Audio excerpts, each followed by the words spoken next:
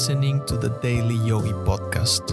Every weekday, I'll share timeless yogi wisdom in bite-sized relatable lessons you can apply immediately to help you expand your perspective on life.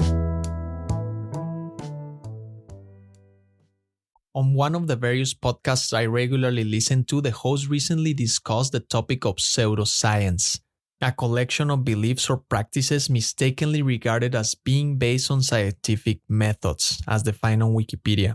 For instance, some scammers promote new products or methods that promise remarkable results.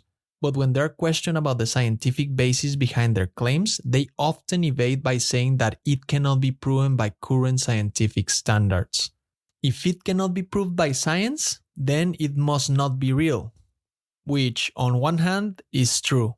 There are a lot of scammers out there trying to rip people off and coming up with excuses to evade testing their practices or products because they know that what they're offering doesn't work. On the other hand, it is very arrogant to think that us humans are perfect beings and have reached the maximum heights of advancement and the technological pinnacle of human existence.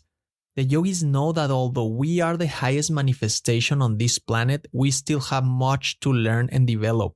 We are not complete creatures. We are constantly evolving and improving. And just as cavemen seem savage and primitive to us, so will we seem to humans in the distant future.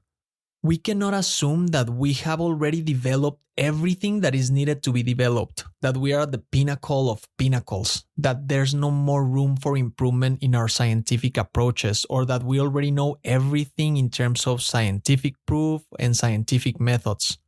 Eventually, we will be able to develop the technology and the scientific methods necessary to prove things that we are not able to prove today, not because they're not true, but because we lack the tools, knowledge, or consciousness to test them. Science is powerful, it's amazing, necessary, but not everything can be proved by science, at least not yet. We first need to develop and unfold. Imagine if someone asked you, do you require scientific evidence for absolute belief in everything? You answer that yes, you need proof. Now imagine if they asked you next, do you love your children, your partner, your parents, and your pets? Your answer is undoubtedly yes, but they don't believe you because they demand scientific proof before acknowledging your love. You don't need to do scientific experiments to recognize your love as true. Some things can be proven by the reality of our own consciousness. Thank you for listening. If you found value in today's episode, rate the show or share with a friend. And remember, take this reflection into the silence, and I'll see you next time.